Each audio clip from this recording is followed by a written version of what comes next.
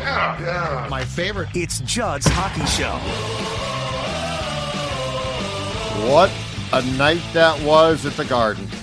We got some very interesting hockey to talk about last night between the Wild and the Rangers. Ultimately, another overtime loss for the Wild, so they do get a point. They don't get the full 2 points, just like occurred earlier in the week against the Devils. It's Judd, it's AJ, plenty to get to. But before we do, folks, I want to talk to you about my very good friends. In fact, just saw them yesterday at Padres Brewing. Padres Brewing. I'm going to tell you right now, I've been talking about the red, right? And I am told that the red is selling like hotcakes. The red is, and you know why? Because a good Irish red is so hard to find, and they have done a great job brewed right here. But I also want to talk to you about this one as well, and that is Paddy's Premium Irish Lager. Now, this beer, I'm going to tell you, is the ideal spring/summer, as they call them, sessions beers. So if like you're out on the pontoon or something like that, Paddy's Premium is absolutely, well, first of all, most importantly, it's delicious.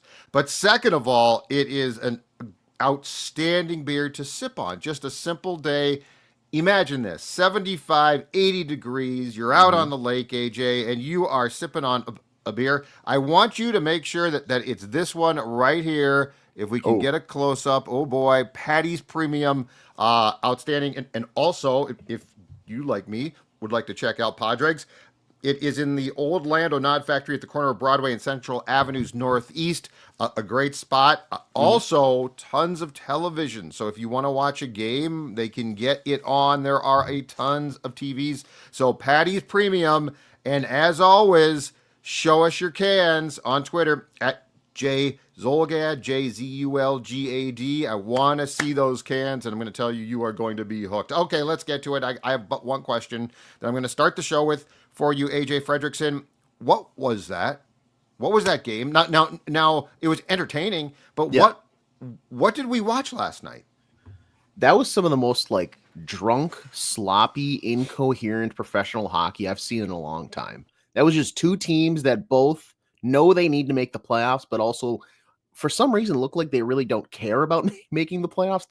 The 2 points for the Rangers actually keeps them, I think, the first spot out of the wild card in the East. The Wild, now 2 overtime losses in a row, keeps them in pace with the red hot St. Louis Blues, who have won 10 straight games. Crazy for them. A lot of open ice, a lot of bad penalties, especially on the side of the Minnesota Wild. Yeah. It was just But sloppy, the turnovers, sloppy play. Like that's so without Kaprizov and Eriksson Ek, the Wild has had, not shockingly, major trouble scoring goals. But the one thing is, and we talked about this, they've played a lot of what I would consider to be relatively boring games because they have to, because the puck is important, and because defense is important. I have no idea where that came from. Like, I was watching that thing, and it's on both sides. Turnovers galore, sloppy plays galore. Some guys look like they cared. Some guys didn't. I mean, Vinny Trocheck, who scored the GWG in OT, looked. I mean, he had a couple of turnovers that led to goals where he looked terrible. I was just sitting there, taking notes, watching the game, and saying, first of all, this does not look anything like April hockey. And second of all, if you're the Wild, if you're John Hines, where did you get this from? Like, where did your players come from? To your point, third period, what? Not one, not two, but 3 stick infractions for penalties, all legit calls. And so I was just taken aback by the style, like what that game turned into. And you termed it perfectly. It was drunk. It was absolutely drunk. But how do you land there? Like, no Kaprizov. How do you land on that game? Like, the Rangers are a mess, I think, okay? So they're just a mess. And I don't know, defensively, they're just bad. But the Wild's not. So, like, how does the Wild end up playing the Rangers game in a game in which they needed to play their game? The only thing I can expect, like maybe rationalize there, is they're on the road, even though we've seen them be a much better team on the road than at home this season. And it's kind of this end of the road trip style game where, no, not even. They have one more game on Friday, so this is a middle of the road trip. This is not like this is not like they should have been exhausted and ready to hit the road back home to good old St. Paul, Minnesota. No, you're still out in Long Island here on Friday. It doesn't make any sense because we've established now with these two, with Eriksson Ek, Kaprizov out, the style of play that they are, which is precise, really conservative. Not, you're not giving up too many chances. They don't allow for too many shots. And granted, the Wild didn't have that many shots. The Rangers were on pace for like 60 shots at one point in the game. Yeah. They had 30 shots exactly halfway through the game.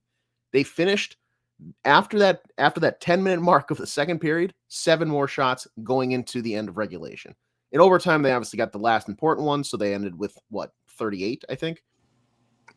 The Wild need to play a very suffocating, swallowing, boring, milquetoast, eggshell white paint game. Right. And that was not it. Like they catered themselves to the New York Rangers, which if that's the style of play that they have been doing here for 76 games, 77 games, I really feel bad for Rangers fans. Not really, because, big market, whatever. There's going to be a coaching change there. I'm going to tell you that. Absolutely. But the Wild, I think it's very telling, especially after the comments made by John Hines about addressing certain things. And you would expect the next game or two at least is lockstep. We are one. We are this unified front. And then you go out there and it's like, well, we're just going to kind of bend and mold to exactly what the Rangers want to do. Confidence is not necessarily through the roof on my side of things for this team here with 6 games remaining, but and plus now we have heard that Eriksson Ek and Kaprizov pretty much went out there, saw some sights, talked to some doctors, and then came back home to skate, which allegedly was the plan all along. That I don't know if that was. Well, they didn't share. The problem is they don't share a thing, and so it could have been. Who knows? And it sounds like the earliest Kaprizov might be back. Best case would be next week in San Jose, I believe, on Wednesday. So they play Dallas at home on Sunday afternoon, and the feeling is he won't be back for that game. Ek is going to be out longer because he broke his leg. And so that's going to take more time. But I mean, best case, they're going to get back for, Krill's case, 4 games or so. Yeah. The Wild now 1-3-2 in their last 6. Not ideal considering the circumstances. As you said, 89 points are tied with the Blues. The Wild has lost 3 consecutive games, right? The Blues have won 10 consecutive games. The Wild is technically in 7th place as you wake up on Thursday because they have, and this is the first tiebreaker, 33 regulation wins. The Blues are at 30. So that is the first tiebreaker in case you're tied in points. Mm-hmm. Calgary now is 7 back of the Wild and the Blues. Vancouver is 8 back, but both of those teams have 2 games in hand on the Wild. So these are the issues. I thought last night was really weird too, because it wasn't like, it was almost as if the Wild just said, oh, this is going to be fun. And you know what? That's a marvelously entertaining game for everyone, I think, in I don't know, November, December. Mm-hmm. But like right now, it's like, what the hell? Again, a lot of questions last night. Last night was a very mysterious play. Marcus Johansson and Gustav Nyquist, a.k.a. the Ghost, because he's done nothing since coming back until last night. He not only scored his first game in 16 goals since being traded from the Predators, but he looked fantastic. And if he looked fantastic, Marcus Johansson looked like prime years Wayne Gretzky. Yeah. Now, on the text thread, as you and Jesse were speculating, and I don't disagree with you, you look at JoJo's contract. Oh, shockingly, it's going to be up. But I was watching those games, and the Johansson one especially, AJ, it drives me crazy. It drives me literally nuts, because it's like, you can play like this when you want. You just elect not to almost all of the time. He was doing a really good, he was doing a very convincing job, because I forgot that he could play like that almost. Like, he was getting to the very back of my mind. It was a flickering memory. I was like, maybe this is just who he is. Maybe I should change my perception of him as a player. Then nope, We are going to go out there and we're going to cut deep into the zone. We're going to use our speed. We're going to skate hard to skate around the bottom of the net. And then when I come out, I can either tuck it short side on Igor Shesterkin, who for some reason struggles with wraparounds. For a guy making $11 million a year, that's crazy. He doesn't look like himself. Not at all. Now, partially because his teammates are hanging him out to dry. Yeah. But I will say that did not look like the Shesterkin that we are used to seeing. Absolutely not. But yeah, Johansson with the it was just so incisive. Like every move that he made last night was purposeful. It impacted the play in a positive way for the Wild. He was creating chances out of nothing. It seemed like plays that a few days ago, he picks up the puck, he skates in. Okay, I'm going to turn back off to the half wall and we'll just kind of reset at the top, or maybe I'll get, pinned along the wall. I lose the puck. Oh, but I tried. I got it deep, blah, blah, blah. He was forcing himself into dangerous situations. He was holding onto the puck much better than we've seen all season long. And then either creating a scoring chance or putting it in a dangerous situation that somebody else would, maybe take advantage of, maybe not. But it was crazy because, to your point, he can do that every single night. It's not like the Rangers are the Blackhawks, like where they're checked out. That's a team fighting for playoff position. They're not a great team, but they're not a bad team. They're kind of in the middle ground of they're hot garbage. Like they can score like we saw last night, but they're not good. But you can do that against good-ish teams. You should be able to still impact the play. When you play the Avalanche, when you play the Stars this weekend, you should be able to do stuff like this. Maybe not every shift, but when you get a good matchup, you're going to be able to play exactly like this. Why are we just turning this on now with 6 games left in the season before you expectedly go into playoffs? And Gustav Nyquist, oh yeah, the money. That's why it's recency bias. It's going to be recency bias. Hey, remember how good I looked? Right, I was just finding my stride. Yeah. And Gustav Nyquist, welcome to the show, pal. You looked incredible last night. That is a second round pick. That is a guy who was traded for a second round pick, not what we've seen where I'm going to go out there and I'll kind of cut to the net and blah, blah, blah. I'm going to lose possession. He was surgical at times last night, creating chances and, finally getting the monkey off his back. He brought the curse of the Predators there with the scoring drought, just unable to find the back of the net. Now he finally has his 10th goal of the year. A bad year. He's had a bad year. He's old. I think he might just be old. Yeah. But that was the game from both of those guys. That's the effort I'm looking for. Yeah. And the Johansson one, the Nyquist one, it's like, okay, that'd be nice to see. But I mean, we have not seen him. He might just be old. But on Johansson, there's no excuse. There is no excuse for why he can't play like that. And you're right. He went to areas where he does not like to go, or certainly does not like to hang out. And he does it, and it's like, oh, a reminder of how skilled. This is why he continues to get a job. This is why he'll probably get a job, hopefully not here, next season, right? Like he'll end up in Pittsburgh. He'll end up with a job. He'll end up playing for somebody. Because you see games like this, and you're like, oh my God, look at the hands. That the pass to Nyquist on the goal that Gus snapped by Shesterkin was a gorgeous pass. Mm-hmm. A gorgeous pass. That was like just good hockey sense, hockey IQ. Like he read the play before he picked up the puck, and it was a snap decision that a very high level player is going to make. Yep. I mean, that was just good hockey. It's just frustrating because we should see that, not should see that on a nightly basis, even in flashes. But it seems like he just takes months at a time off. And now finally, the bear has come out of hibernation. I've awakened from my slumber just in time for the final 10 games of the season. Not even 10. He's at 6 left. He's at 6 left. And he's sorry. I'm counting the 4 for the playoffs. So. Oh, okay. Sorry. Touche. My bad. Very, very fair. And now it's going to be like, here I am. I am Marcus Johansson. You've got to sign me, and hopefully, Billy. Here's a 2-year contract. No trade. No move. We got to keep you, and it just drives you absolutely crazy. I am JoJo. Hear me roar. Oh God, plenty more to get to. We got to talk about some of the good and the bad, I guess, because there is certainly a few plays that I'd like to in detail discuss. What the hell happened? But before we do that, I want to continue to talk to you about our friends at Neos Elite Performance. If you are active or looking to get an edge in your life, the expert at Neos Elite Performance can help you. Chronic pain slowing you down. Longtime NFL athletic trainer Eric Sugarman brings you Neos Elite, which is cutting-edge regenerative cellular IV therapy designed to get you moving again without invasive procedures. This, folks, is white glove service delivered to your home. No trips to the doctor's office or to go outside your house. They're going to come right to you. The team at Neos is there. So if back or knee pain is making everyday tasks feel impossible, stop suffering. Neos' therapy is designed to reduce pain, restore function, and get you back to doing what you love. No surgery, no downtime. Most importantly, just results. Schedule now at neoselite.com. That's NEOS Elite.com. Check out the site too, because it's got a bunch of stuff on exactly how this works. It's cutting edge. It's really, really cool. And if you're a person that's dealing with pain, I'm going to tell you right now,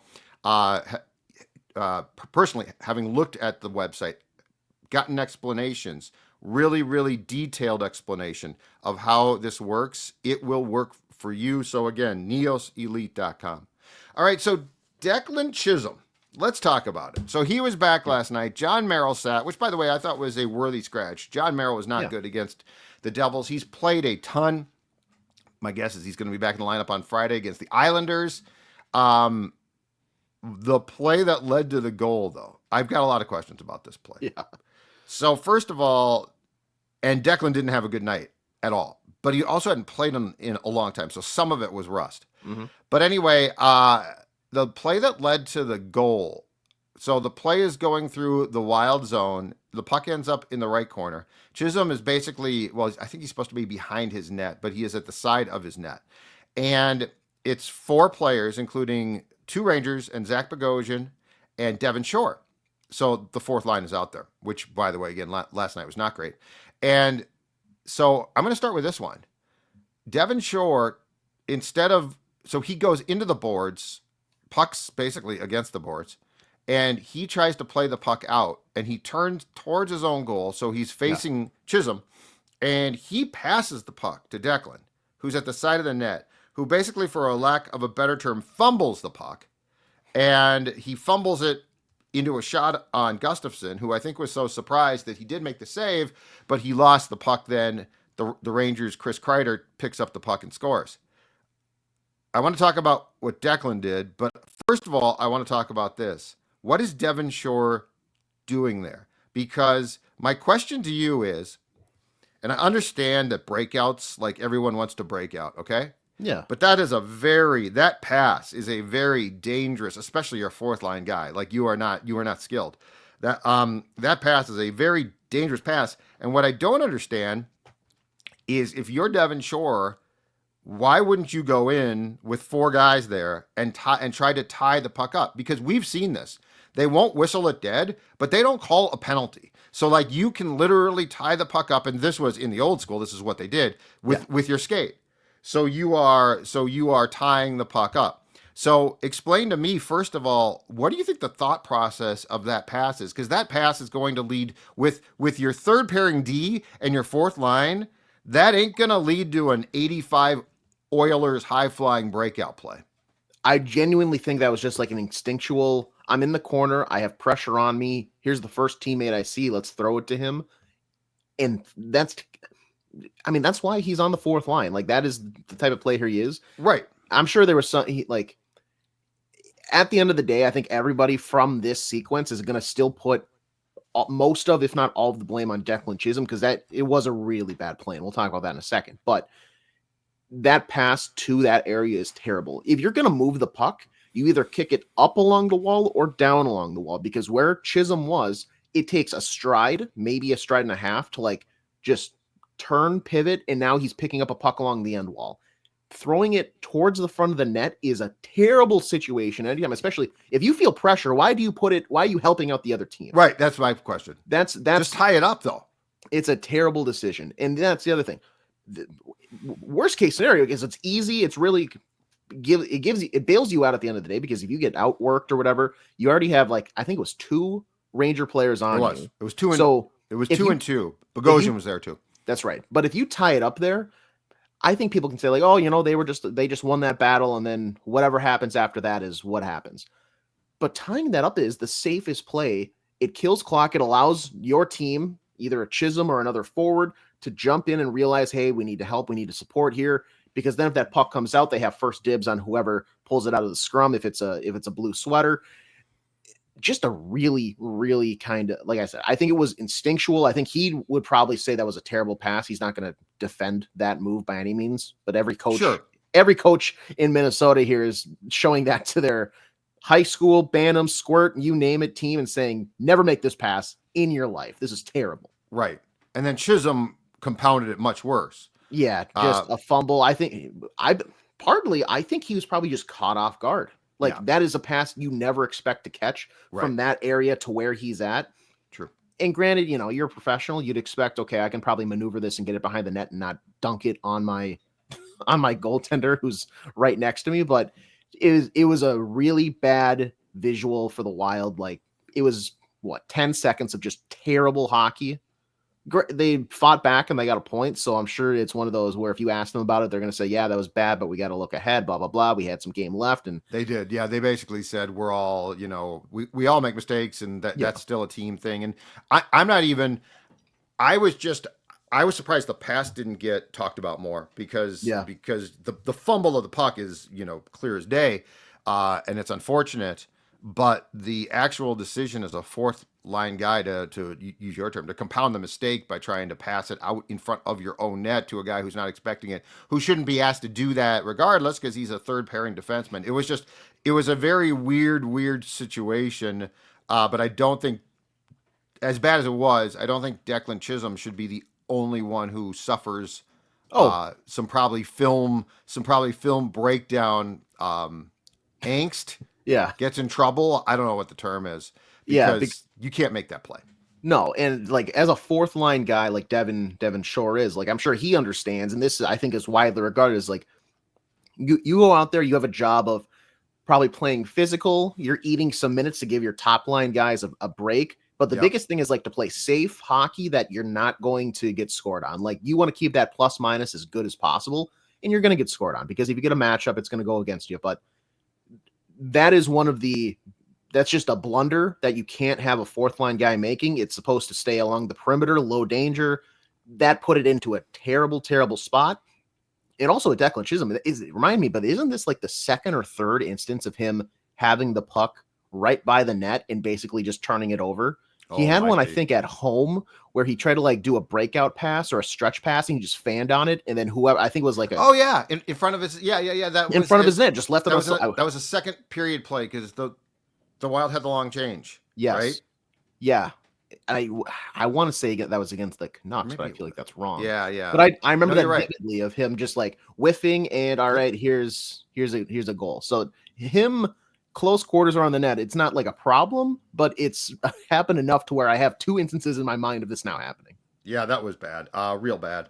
Marco Rossi last night, it was a tough night. He did score a goal and he made a nice play. And I do think he worked hard last night. Mm-hmm. But he was also, if I am not mistaken here, he was 1 of 14 in the circle on faceoffs. He also basically got left behind by, was it Trocheck in the OT?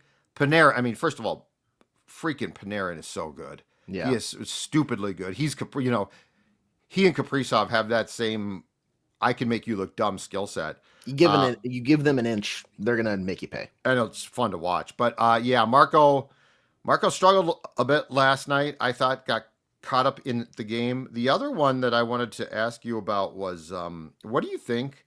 And I don't fault this guy. He has played a ton. He's being asked to do a ton.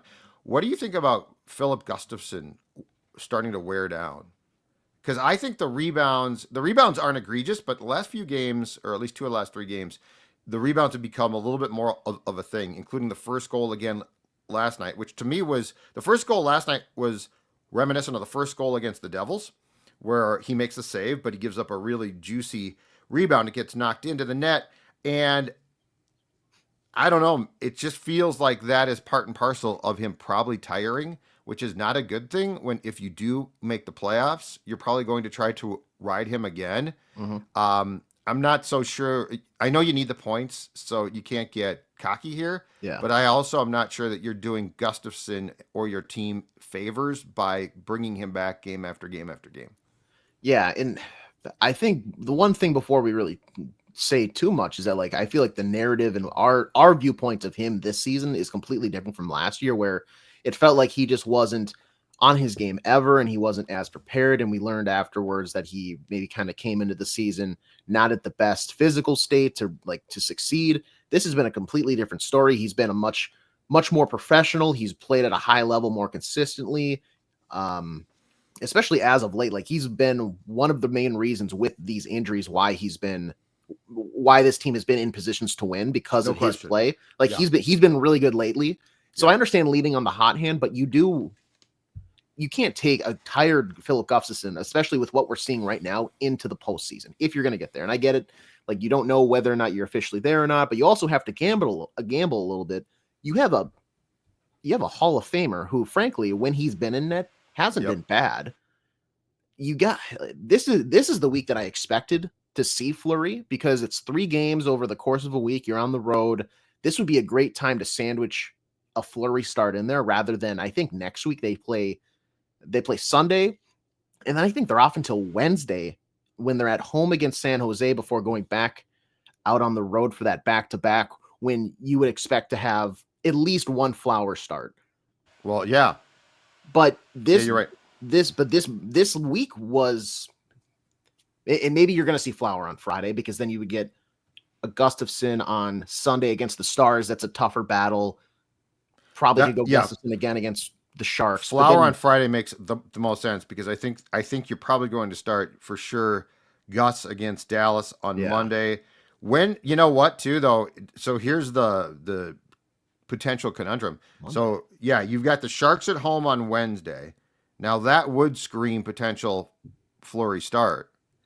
And then on the weekend, you go back-to-back at Calgary, at Vancouver. And, back-to-back's a lot to ask. So that's a real question. Is just based on the nature of those games being side by side, do you start Gustafsson twice there? It's an interesting one, but I do think that Gustafsson looks like, and I do not blame him one bit, like a guy that could use a little bit of a break, because it feels to me like some of the tendencies in his game, i.e. the rebounds, are starting to come a bit more, probably because the guy is exhausted. Yeah, I would bet, based just looking at this here, you're going to get 2 more Flower starts.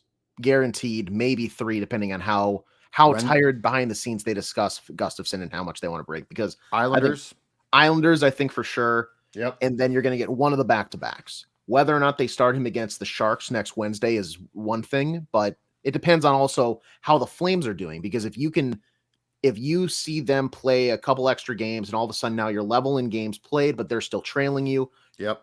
A very checked out, but young and talented, a couple young and talented guys on the Sharks. But it should be easy points if you play your game and then you play them on that Friday.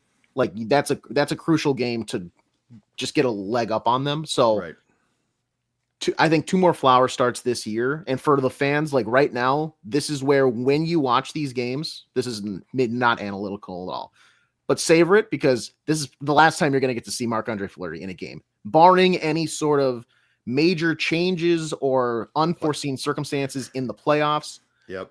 This is it. So when he's in the net, first off, the Wild need to bring their A game. Don't send him out with 2 sloppy, wet, damp losses.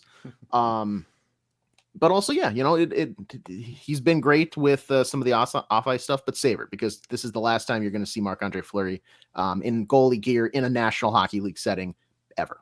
Amen, brother. Exactly right. Exactly right. And yes, the most important thing, the Wild comes out in front of that dude and plays really, really well. Do not lose the puck in front of your own goal. Do not make stupid exit passes up the middle of the ice that get picked off at the blue line. Exactly.